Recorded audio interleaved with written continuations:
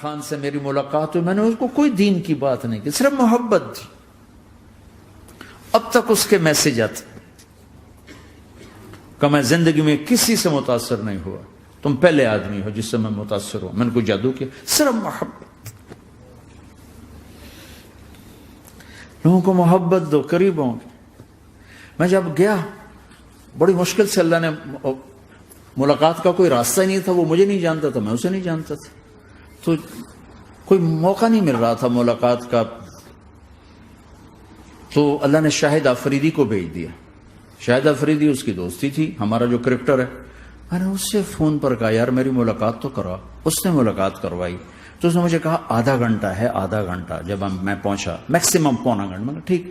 میں گیا تو وہ سہما ہوا چہرہ کہ بھئی مولانا آ گیا، پتہ نہیں کیا کہیں گے، بھئی یہ تو کیا کر رہا ہے، تو حرام کر رہا ہے، ناچ رہا ہے، گا رہا ہے، توبہ کر، ابھی تیرے لیے دوزخ کا فیصلہ ہو جائے. پتہ نہیں کیا ہوا، وہ ڈرا ہوا سہما ہوا تھا. تو میرا ایک دور کالج لائف تھا. میرے اللہ نے مجھے ہدایت دی اور میں 3 دن کے لیے میں اس دوست کو، اس کی نسلوں کو دعائیں دیتا ہوں جو مجھے زبردستی پکڑ کے لے گیا. نہ میرا تبلیغ سے کوئی تعلق، نہ واسطہ، نہ میں کوئی ان سے متاثر. ایک لڑکا تھا، بنگالی تھا، گشت کرتا تھا، لیکن میں اس سے ذرا متاثر نہیں ہوا. میرا دوست متاثر ہو گیا تھا، تو میں تو ان کے قریب سے نہیں گزرتا تھا. تو وہ اور میں اسکول میں اکٹھے آ رہے تھے، کالج میں اکٹھے آ رہے تھے. تو وہ متاثر ہوا، وہ 3 دن کے لیے جا رہا تھا. تو مجھے بتائے بغیر میرا ہاتھ پکڑ کے لے گیا، مجھے کام ہے، چلو میرے ساتھ.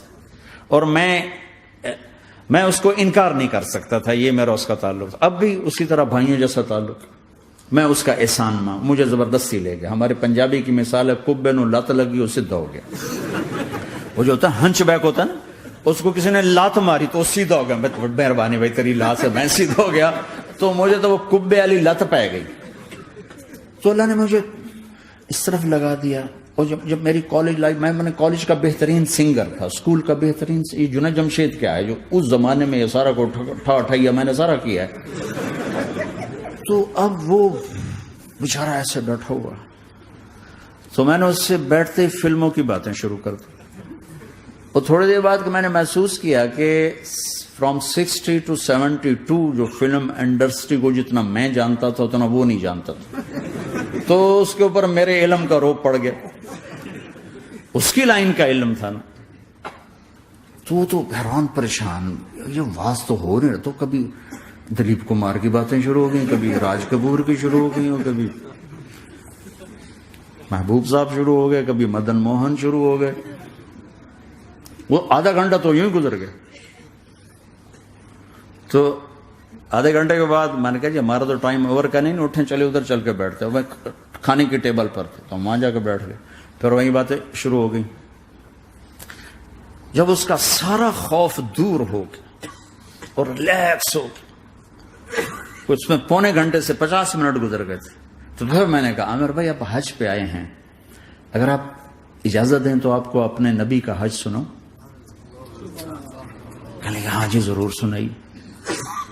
پھر میں 1.25 گھنٹہ بولتا رہا اور وہ ایسے کر کے یہاں سے وہ یوں نہیں ہوا. 1.25 گھنٹہ ایسے بیٹھ کے یوں سنتا، ہلا نہیں اپنی جگہ سے. لوگ محبت کے بھوکے ہیں، تم فتوے دینا شروع کر دیتے. 2 گھنٹے کی ملاقات کے بعد جب ہم نکلے تو نیچے تک چھوڑنے آیا عامر خان. حج کے بعد میں نے کہا ایک ملاقات اور ہو جائے گا، ضرور ہوگی. پھر اس کا میسج آیا کہ میں مدینے چلا گیا ہوں، معذرت چاہتا ہوں. میں نے کہا میں مدینے آ جاؤں گا. میں مدینے پہلے ہو آیا تھا حج سے پہلے. تو اس نے کہا کہ آپ 14 تاریخ کو آ جائیں، 4 سے 6 کا ٹائم میں نے آپ کے لیے رکھا ہے. تو میں جنید اور ایک اور ساتھی ہم دوبارہ وہاں چلے گئے 4 بجے. 4:15 ہم اس کے ساتھ ہماری سٹنگ شروع ہوئی. 4:15 سے 10:15 تک 6 گھنٹے مسلسل. اور اس کے ماتھے پہ ذرا نشان نہیں آیا کہ میں بور ہو رہا ہوں. اور اس کے بعد ہم اٹھے، اس کا جی نہیں چاہ رہا تھا کہ ہم اٹھ کے چلے جائیں. محبت. پھر ایک امتحان پڑ گیا. میں اجتماع میں تھا رائمنڈ کے پچھلے سال. اس کا میسج آ گیا میری فلم تلاش آ رہی، اس کی کامیابی کی دعا کرو. اے چنگی بڑی. میں نے کہا اب کیا کروں؟ جواب دینا بھی ضروری، دعا بھی نہیں ہو سکتی، کیا کروں؟ تو جب وہ میسج آیا تو میرے سامنے کوئی 10-12 علماء بیٹھے تھے. میں نے کہا بھائی یہ میسج ہے، اس کا جواب. کہا جی یہ ہمارا فیلڈ نہیں تمہارا ہے، تو ہی جواب دے. میں سارا دن سوچتا رہا، مجھے کوئی جواب سمجھ میں نہیں آیا کہ جان بھی بچ جائے، جواب بھی چلا جائے. پھر اگلا دن بھی گزر گیا، مجھے کچھ سمجھ میں نہیں آیا. میں عصر کا وضو کر رہا تھا، ایک دم اللہ نے ایک مضمون دل میں ڈالا. تو میں نے فوراً بیٹھ کے اس کو میسج کیا کہ عامر بھائی، جو کریٹو ہوتا ہے نا ذہن، یہ اللہ کسی کسی کو دیتا ہے. تخلیقی ذہن یہ اللہ تعالیٰ کسی کسی کو دیتا ہے، ہر ایک کو نہیں دیتا. اور یہ اللہ کی بہت بڑی عطا ہوتی ہے. اور میں نے تمہارے ساتھ جو وقت گزارا اس میں نے دیکھا کہ اللہ نے تمہیں تخلیقی ذہن دیا ہے، تم کریٹر ہو. اور جو لوگ اس ٹائپ کے ہوتے ہیں وہ کامیابی ناکامی کی پرواہ نہیں کرتے، وہ اپنے کام سے کام رکھتے ہیں.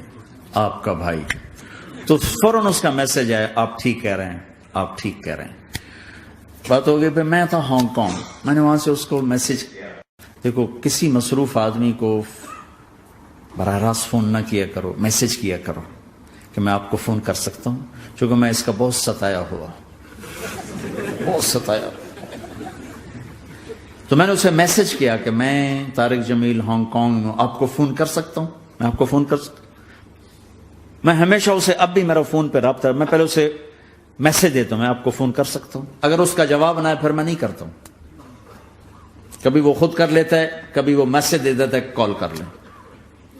تو تھوڑی دیر بعد اس کا فون آ گیا کیونکہ میں اس وقت دلی میں ہوں، کانفرنس میں تھا. تو میں نے آپ کا میسج دیکھا تھا، میں اٹھ کے باہر آ گیا ہوں، ابھی آپ سے بات کر کے پھر میں جاؤں گا.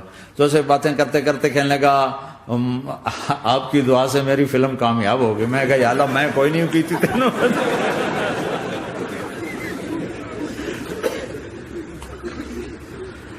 بھائیو محبتیں بانٹو، نفرتیں تو پہلے ہی بہت پھیل چکی.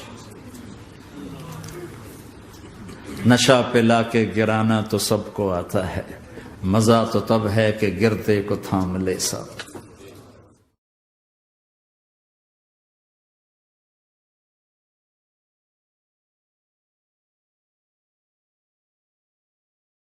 لا إله إلا الله محمد رسول الله عليه صلاة الله وآله والأحبة. لا إله إلا الله محمد رسول الله عليه صلاة الله وآله والأحبة.